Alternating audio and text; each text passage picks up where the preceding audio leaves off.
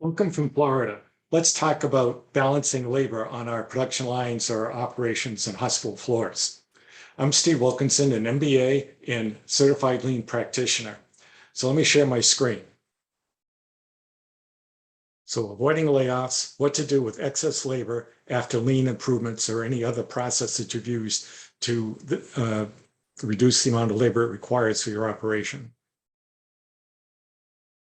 Okay, so here's the situation. Maybe your company needs to cut costs, or perhaps your lean efforts have resulted in more available labor than you need to operate your business. There are 4 great business opportunities, but layoffs are the worst path, and I'll explain. So what do you do with labor that has been freed up by efficiency or workflow improvements? There are 2 paths. The first is short-sighted. It's to reduce the headcount, which kills employee morale and leads to resistance to change. You're all familiar with that, and that's what a lot of IEs or continuous improvement people, lean people, are always concerned about, creating that impression. The second is to invest that freed up headcount for financial gain and to build employee trust.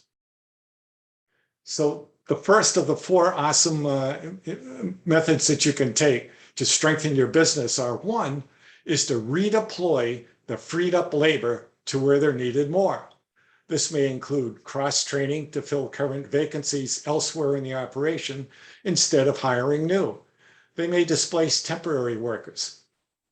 In Amgen, we saved 50,000 labor hours in non-value adding work, and this is what we did. We redeployed people to where they're needed more, and you can too.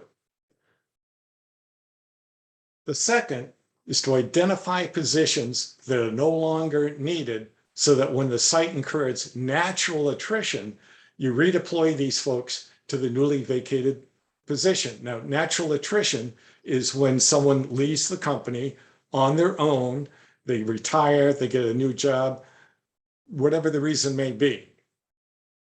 Yes, and you hold on to these extra people and provide them cross-training for a potential new position. It's not costing you anything extra to maintain credibility and loyalty with the workers while you're waiting for opportunities to backfill those future vacancies that will occur.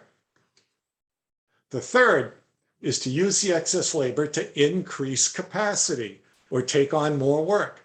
Isn't that better than laying off? If the demand is there, you can utilize this freed up labor in many ways. As an example, you can bring in-house work that you're outsourcing. That could be raw materials preparation at your supplier, labeling, pre-assembly. Consider this a form of vertical integration. There are many ways to utilize this labor, and we have a couple of more. The fourth one is to integrate by having the freed up labor do services work that you're purchasing from the outside, such as cleaning, sanitizing, maintenance, housekeeping, yard maintenance. I've seen a large biotech company replace their contract sanitizing crew from the outside with employees to avoid a layoff. And you can think creatively like that also. Okay. So here's your call to action. You've got 4 great methods to avoid layoffs and to be proactive in thinking ahead to help the company. Now, which manager, which IEs, which human resources colleagues should you share this video with to help them out, to give them some new ideas, a new approach? Please click the like and subscribe button for more improvement tips down in the description of the video. This will reshape your thinking. And keep the conversation going here by sharing your experience in the comments below the video. We really want your input. You can reach me at my website at rapidleancoach.com or email me directly with any questions that you may have at rapidleancoach@gmail.com. I hope this has been enlightening for you, give you some new ideas. Certainly, anytime that you're under pressure financially, or you've just made a lot of good gains, you don't want people to be concerned about losing their job because you've made productivity improvements. and here's how to avoid that. I'll see you on the other side. Don't forget to subscribe in the button below. Thanks for watching.